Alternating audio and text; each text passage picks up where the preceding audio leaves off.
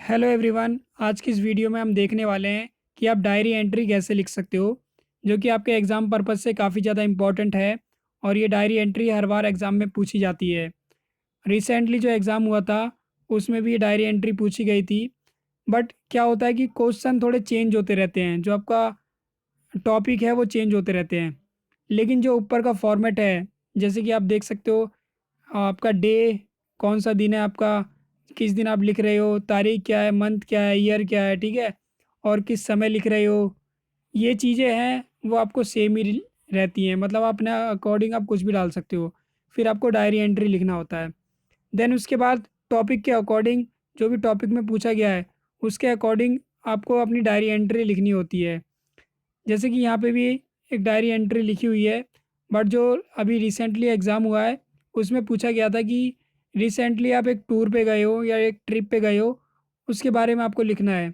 ठीक है, तो इस तरह से आप लिख सकते थे, जैसे कि last week I visited Nainital with my friend.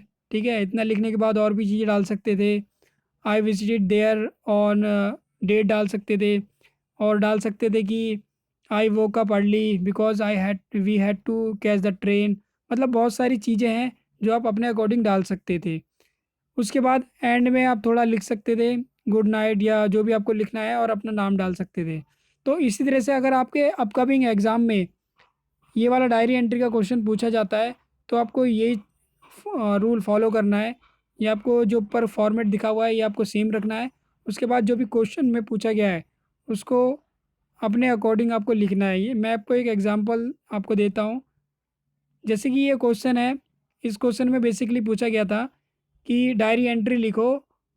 आप रिसेंट मतलब कि आप अपनी एक फ्रेंड के बर्थडे पे गए थे आप, तो उसके बारे में आपको लिखना है कि क्या आपका एक्सपीरियंस रहा, कब आप गए थे। ठीक है, तो वही फॉर्मेट जो मैंने आपको बताया था वो सेम ही रहेगा, जैसे कि आप देख सकते हो।